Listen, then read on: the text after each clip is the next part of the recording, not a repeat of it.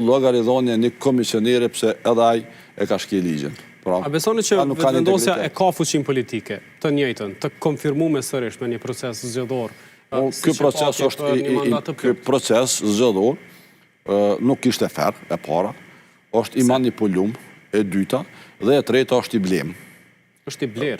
Po flasim me tri elementet kyçe. E para si ishte fer, pse si ishte fer, sepse presidenti ja mor anën e një subjekti politik dhe anashkaloi faktet me cilat sot po ballafaqohet Komisioni Qendror i Zgjedhjeve dhe gjithë qytetarët e Republikës Kosovës dhe po rrezikohet krijimi i institucioneve të Kosovës. Data është caktuar në kohën e festave dhe kur të tjerët thonin se kjo datë në kohën e festave është e papërshtatshme kur krejt bota feston e ne votojmë e numërojmë vota, ata thonin jo, jeni kundër diasporës. Askush si është kundër diasporës, mirë po është pa që problemi i datës ka shkaktuar këto probleme tjera zinxhirore, sepse s'kishte monitorim, as vendor, as kombëtar të duhur, sepse njerëzit në Evropë kanë festuar dhe s'kan pas kohë me monitoru procesin zgjedhor. Kjo nuk është fer. E dyta? Nuk është fer. E dyta janë zgjedhje të manipulume dhe po besoj për manipulimin çdo njani po ka mundësi sot në kohë reale.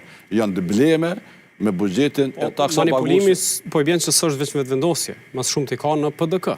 Të gjithë janë. Pa përjashtim. Domthon, hajnia është si me 1.000 euro, si mi vjell 10.000 euro, si mi vjell 1 milion euro, emnin e ka hajni edhe të procesit zgjedhor. Ai ka vjedh dikush 6.000 e dikush 1.000 a 2.000 është hajni. To për gjithë vlen e njëjta, pra. Asnjë dallim për aska nuk e bëj, bazuar në parimet të cilat ju kanë bërë gjithë jetën time. Edhe e treta thotë që janë ble. Janë ble me buxhetin e shtetit, votat duke shpërndar nga 100 euro 48 orë para procesit. Me vendimet qeverisë. Me vendimet pare të taksa paguese të Kosovës, me asetet qeveritare, me buxhetin e shtetit janë ble votat.